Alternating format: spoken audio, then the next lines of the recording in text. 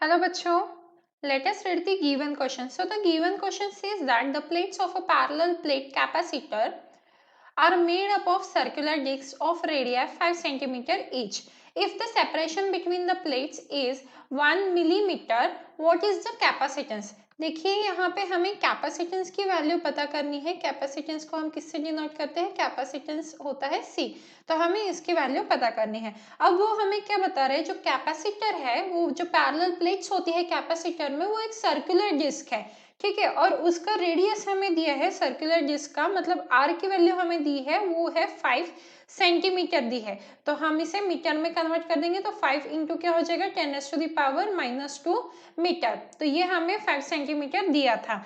अब वो जो सेपरेशन होता है पैरेलल प्लेट्स के बीच में, उसकी भी वैल्यू हमें दी गई है, और वो दिया है हमें d = 1 मिलीमीटर। तो अगर हम इसे भी मीटर में कन्वर्ट करेंगे तो क्या हो जाएगा, 1 इंटू 10⁻³ मीटर। तो this much of data is given to us. अब हमें क्या करना है, कैपेसिटेंस पता करना है। तो कैपेसिटेंस पता करने के लिए हमें पता है फॉर्मूला, C = क्या होता है, ε0 A बाय D। अब A क्या है, एरिया है, और D क्या है, सेपरेशन डिस्टेंस है।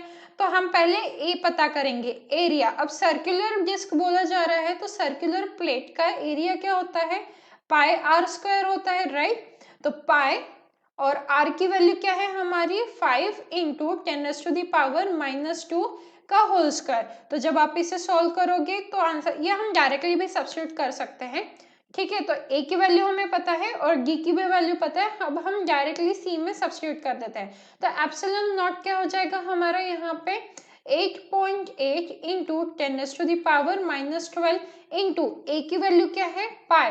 तो पाई की जगह पे हम 3.14 डाल रहे हैं, इंटू r का स्क्वायर, तो 5 इंटू 10⁻² का स्क्वायर, डिवाइडेड बाय क्या है, d, मतलब सेपरेशन डिस्टेंस, तो वो कितना है हमारा 10⁻³ जब आप इसे सॉल्व करोगे तो आपका आंसर क्या आएगा, 695 into 10⁻⁻5 microfarad.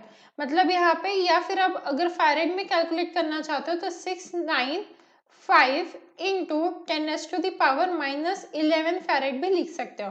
So the final answer for this question, that is the capacitance between or capacitance of the parallel plate capacitor is equal to 695 into 10⁻⁻5 microfarad. So I hope you understood it well. All the best.